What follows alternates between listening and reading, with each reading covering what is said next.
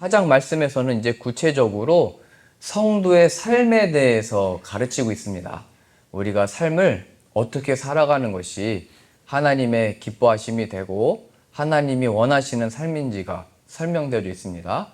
그리고 본문에서도 또 우리 지난주에서도 확인했듯이 그러므로, 이러므로, 그러니까 이렇게 살아라 이렇게 표현되어 있죠. 4장 1절에 그러므로, 그 앞에 무슨 내용이 있었냐면요, 예수님이 우리의 풍성함이 되시고 구원함이 되시고 우리의 지혜와 의로움과 거룩함이 되셨으니까 그러므로 이 예수님 안에서 이렇게 살아가라 기록되어 있는 것입니다. 그래서 우리가 앞으로 살펴볼 이 모든 열매들, 삶의 구체적인 모습들, 또 관계 속에서 맺게 되는 모든 열매들이 그냥 우리 보고 이렇게 살아라 저렇게 살아라 가르치고 있는 것이 아니라 예수님 안에 있을 때 어떻게 그런 열매들을 맺을 수 있는지, 예수님을 통하여 어떻게 우리가 그 은혜들을 얻고 누릴 수 있는 것인지를 이렇게 묵상하시면서 보면 좋을 것 같습니다. 하나님은 이제 너에게 명령했으니까 해봐라 이렇게 말씀하시는 분이 아니라 우리를 중보하시고 그 열매를 맺도록 함께 하시는 예수님을 보내주신 것입니다.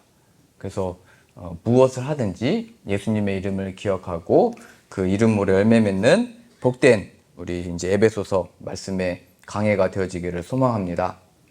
오늘 본문에 여러 가지 그 표현들이 나와 있습니다.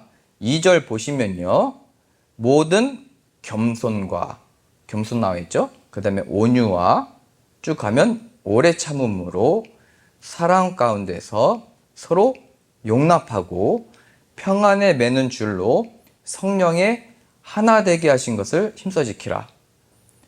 겸손, 온유, 오래 참음, 사랑, 용납, 평안, 하나, 이런 표현들이 있습니다. 이 표현들은 우리들의 삶 속에서 하나님이 열매 맺도록, 예수 그리스도를 통하여 열매 맺도록 말씀하신 것들인데, 이 표현은 혼자서 맺을 수 있는 열매들이 아닙니다. 그렇죠? 겸손은 사람들과의 관계 속에서 나오게 되어 있습니다. 온유함도 사람들과의 관계 속에서 나오는 거죠. 오래 참음도 사람들과의 관계 속에서 나오는 것입니다. 그러니까 하나님이 우리들에게 주신 이런 열매들은 나 그냥 혼자 열심히 신앙생활하고 혼자서 기도하고 혼자 열심히 묵상하는 것에 열매 맺는 것이 아니라 그 속에서는 예수님과의 관계를 확인하고 이제 예수님과 함께 만나고 때로는 부딪히고 때로는 갈등도 겪고 그 속에서의 용납과 오래 참음과 온유죠. 이 교회의 한 몸으로 부르셔서 예수님이 없었으면 내가 같이 있을 이유가 없는데, 내가 예수님을 몰랐다면 함께 지낼 이유도 없는데, 예수님이 아니었다면 내 자녀들도 그냥 포기할 만한데 예수님의 이름으로 인하여 포기하지 않고 하나님의 백성들은 그 속에서 열매를 맺어 나가더라. 이것을 영광스럽게 말하고 있는 것입니다.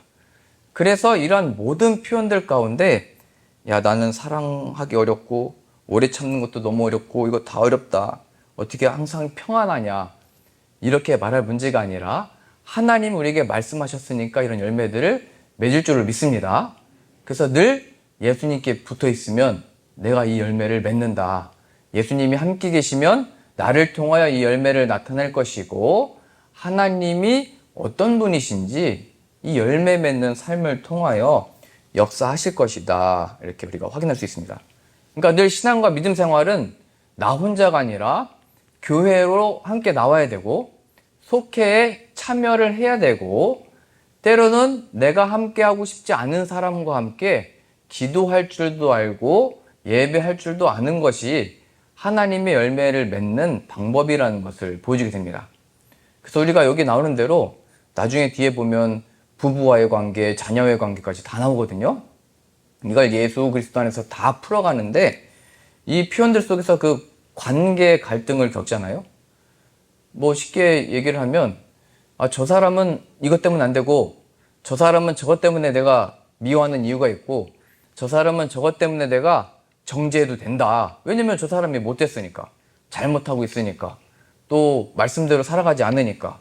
사실 이렇게 우리가 정죄하고 판단하고 내가 어떤 심판자의 자리에 서게 된다면 예수님께 우리도 이렇게 말하는 꼴이 되는 것입니다.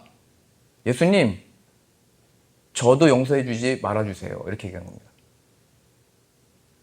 왜냐하면 예수님은 죄인들을 위하여 오셨기 때문입니다.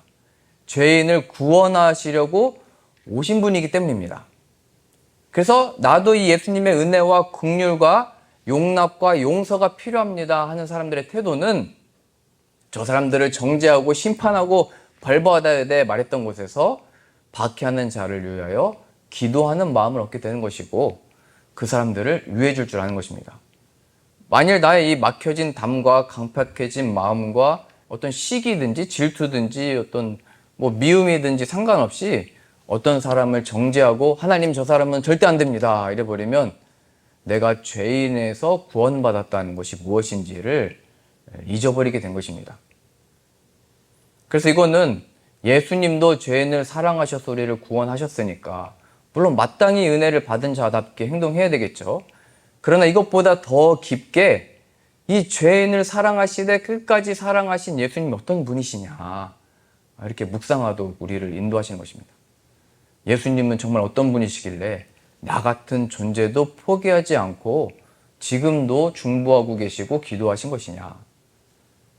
그래서 우리가 이 열매들을 맺고 싶으나 이 열매들로 가득한 삶이 되고 싶으나 그렇게 되지 못하는 그 상황 가운데 예수님이 나를 찾아온 것이 무엇인지, 예수님이 이 죄인을 사랑한 것이 무엇인지, 어찌하여 우리들을 대신하여 십자가에서 죽으신 것인지 그것을 깊게 생각하고 깊게 묵상하여 그 예수님을 통하여 이 참된 열매들이 맺혀지기를 소망합니다. 자, 오늘 그러면 이 구체적인 표현들, 내용들 보겠습니다. 2절 보겠습니다. 이제 하나님의 부르심에 합당한 열매들입니다. 첫 번째, 모든 겸손과 온유가 함께 표현되어 있습니다. 모든 겸손과 온유, 이게 하나로 묶여져 있는데요. 그 겸손은 우리가 국어사전에서 찾으면 나보다 남을 낮게 여기는, 높게 여기는 또 성경적인 또 그런 의미가 있지만 좀 더 성경의 내용상으로 보면 하나님을 경외함으로 늘 나를 하나님의 은혜가 필요한 존재, 하나님이 없이는 안 되는 존재, 그래서 하나님 앞에 자기 자신을 낮추어 내 뜻과 내 생각과 내 판단을 내려놓는 것, 이게 겸손입니다. 그래서 무엇이 됐든지 하나님의 뜻대로 이루어 주십시오.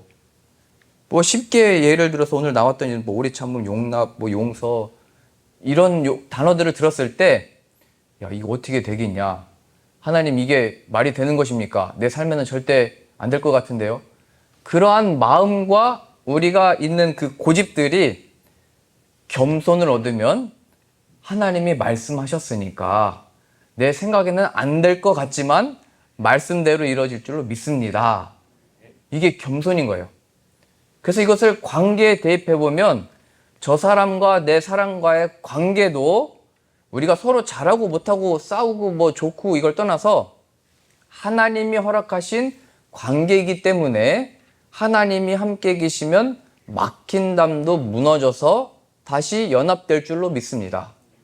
또 하나님의 뜻 가운데 하나님이 원치 않으셔서 지금은 또 끊어지게 하신 줄로 믿습니다.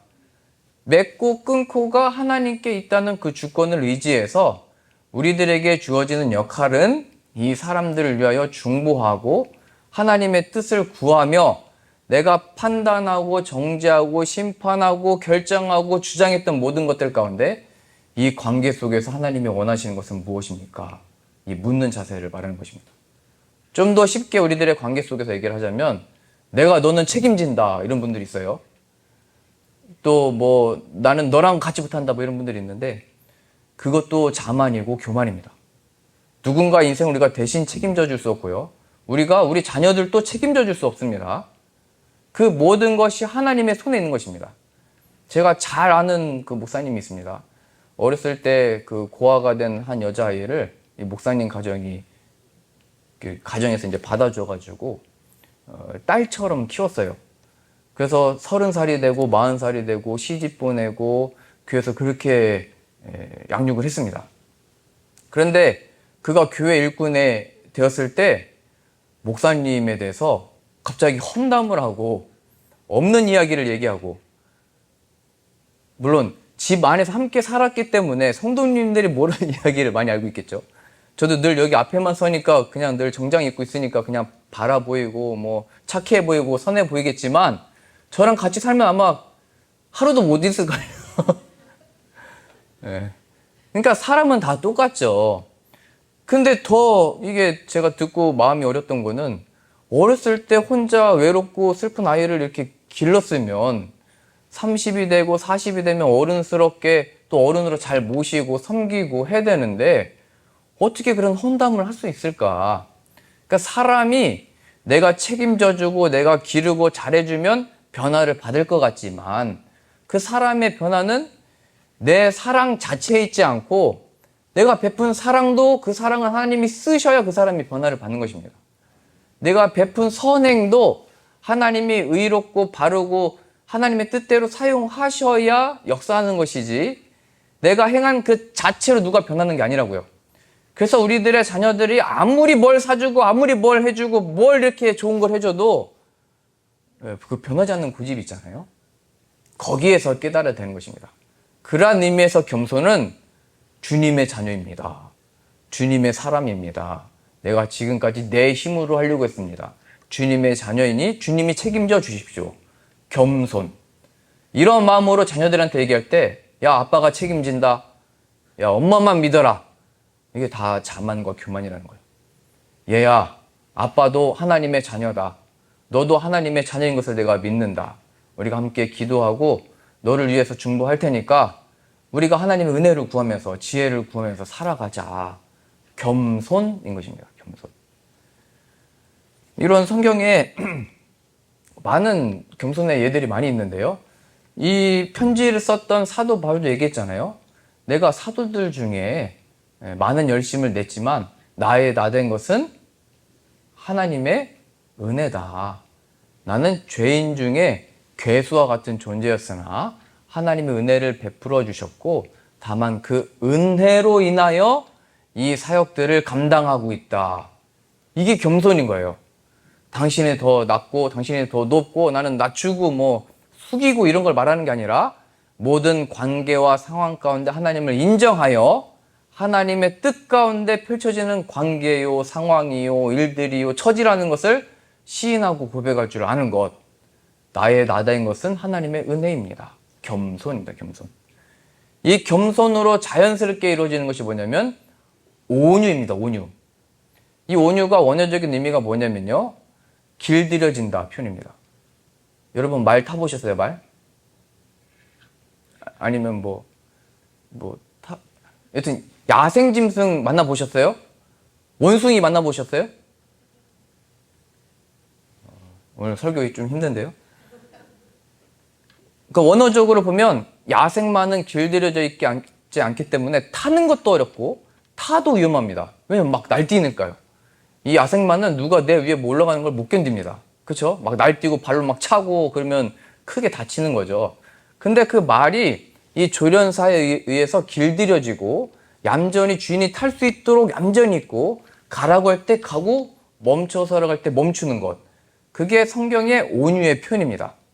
그러니까 하나님의 진리의 말씀을 처음에 들었을 때는 에이 그게 뭐야? 아이 그게 나에게 어떻게 그게 성취가 되겠어? 내가 어떻게 그걸 할 수가 있어요? 이 모든 것들이 그냥 듣기에 답답하고 마음이 어렵고 너무 그냥 머리 아프고 안 될 것 같은데 어느 순간 그 진리의 말씀이 나의 말씀이 되어지기를 사모하게 되고 진리의 말씀이 시간이 지나고 났는데 열매에 맺혀지는 것을 보게 되는 것. 온유입니다. 온유. 주님이 말씀하실 때 나아가고 뜻이 아닐 때 멈춰서는 것. 그게 바로 온유의 열매라는 거예요. 늘 어떻게 착하게 말하고 얌전하게 말하고 다소곳하게 말하고 이런 게 아니라 주님의 말씀하시는 것에 순종함으로 말할 줄도 알고 행동할 줄 아는 것. 그게 온유입니다. 그래서 우리 다윗을 기억해 보면요. 다윗이 그 골리앗을 쓰러뜨렸잖아요. 그때 백성들이 사울은 천천히요, 다윗은 만만이라고 찬양을 불렀습니다.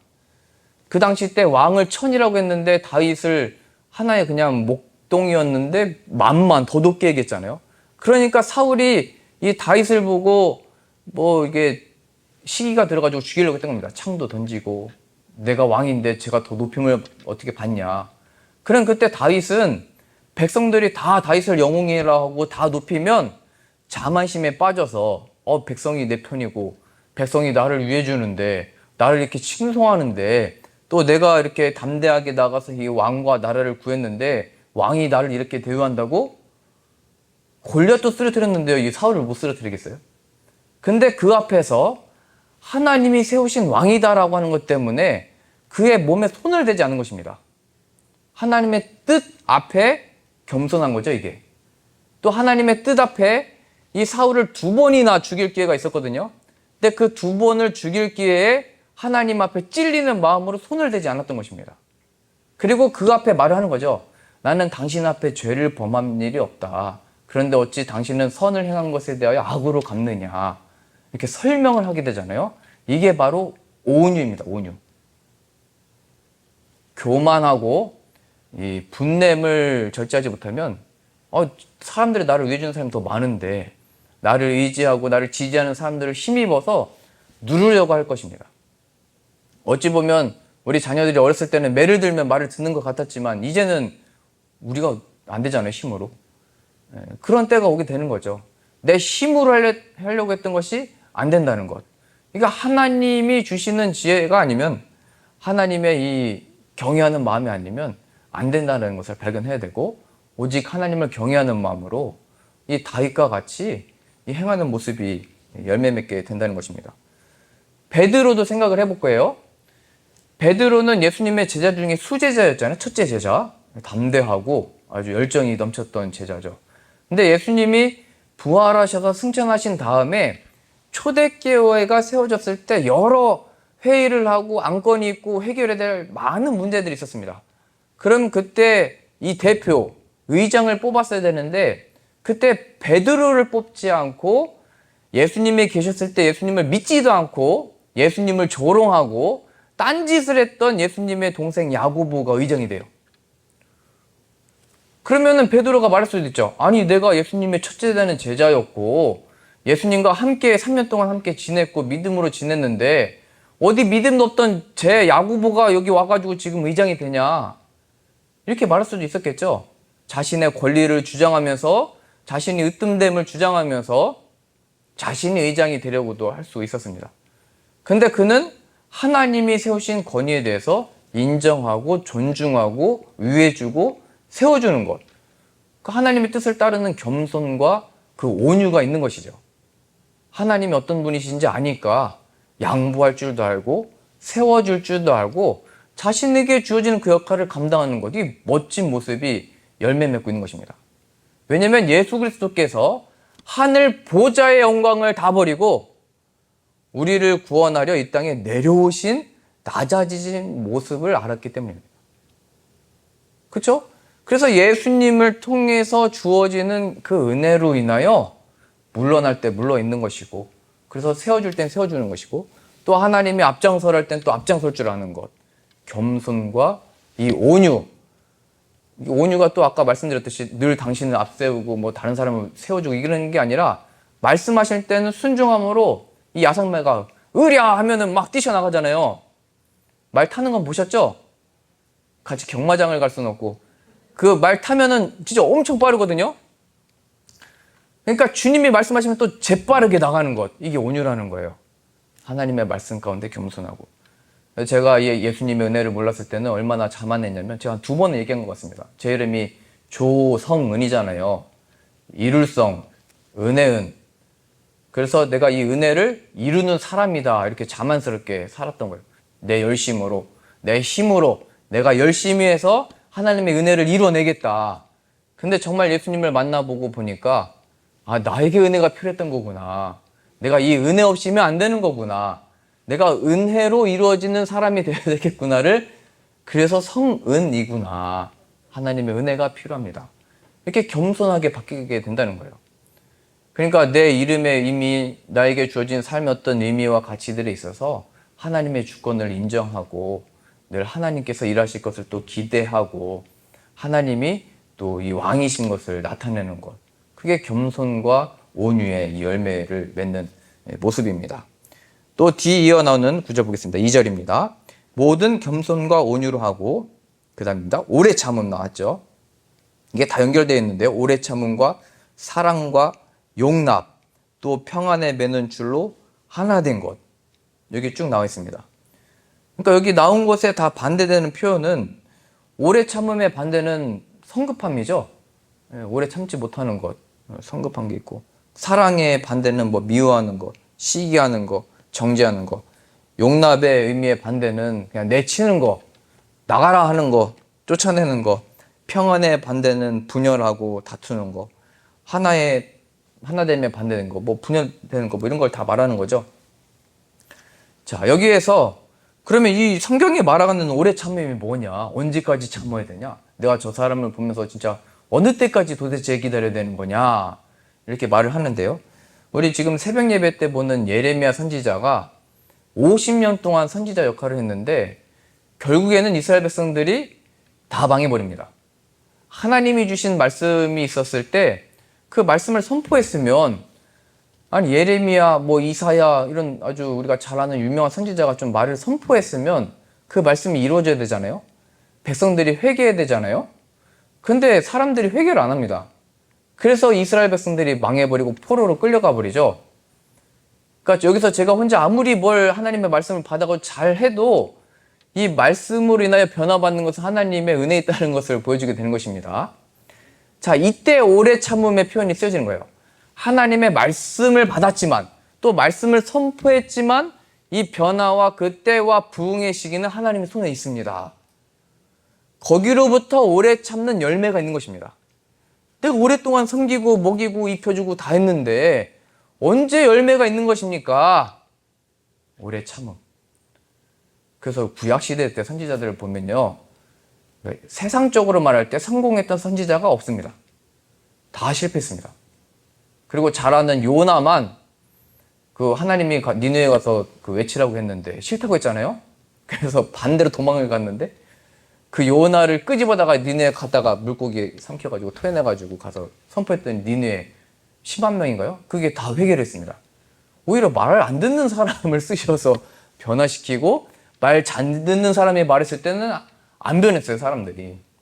그러니까 이게 뭘 보여주냐면 여기 어떤 세워진 사람 때문에 변하는 게 아니라 하나님의 때에 뜻하신 자와 또 보내신 자들을 통하여 하나님의 역사를 이루어 가시더라. 그래서 저도 오래 참을 수가 있는 거죠. 기다릴 수 있는 거죠. 제가 여기 교회 처음 부임해서 왔을 때요. 성도님들의 표정을 다 기억합니다. 지금 눈이 좀 이렇게 동그랗게 이렇게 뜨시고 좀 빛도 나시는데 예전에는 이랬거든요, 눈이. 저 사람이 누군가. 그 제 마음이 어려웠겠죠? 예, 그러나 저는 하나님을 신뢰하기 때문에 저는 눈을 더 크게 떴습니다. 그래서 지금 다 눈이 커지셔가지고, 그러니까 은혜 받으면 눈도 커지고 이뻐지고 아주 좋습니다. 네. 그러니까 이 목회자도 얼마나 마음에, 아니, 하나님의 말씀을 내가 받은 것 같고 나는 충만한데, 왜 이 충만함의 은혜를 같이 경험하지 못하고, 왜 함께 하나님께 같이 나오지 못하고, 이 영광의 즐거움을 누리지 못하고, 왜 하나님이 이 많은 자리를 빨리 채워주시지 왜 안 보내주시나? 그래도 오늘 한번 옆에 보세요. 이렇게 하나님이 많이 보내주셨잖아요? 네. 그래도 옆에 뭐 많은 자리가 보일 때 오래 참음의 열매를 우리들에게 맺게 하시는 겁니다. 아, 하나님의 때에 열매 맺게 하시는 거구나. 이 열매 맺게 하시는 능력이 하나님께 있다는 거예요. 하나님의 그 주권과 그 은혜들을 인정할 때 맺게 될 수 있는 것입니다. 우리 디모데후서 한 구절 찾아보겠습니다. 디모데후서 4장 2절입니다. 디모데후서 4장 2절. 신약 346페이지입니다. 신약 346페이지. 디모데후서 4장 2절입니다. 너는 말씀을 전파하라. 때를 얻든지 못 얻든지 항상 힘쓰라. 범사의 오래 참음과 가르침으로 경책하며 경계하며 권하라. 때가 이르리니 사람이 바른 교훈을 받지 아니하며 귀가 가려워서 자기의 사욕을 좇을 스승을 많이 두고 또 그 귀를 진리에서 돌이켜 허탄한 이야기를 좇으리라. 그러나 너는 모든 일에 근신하여 고난을 받으며 전도의 일을 하며 내 직무를 다하라.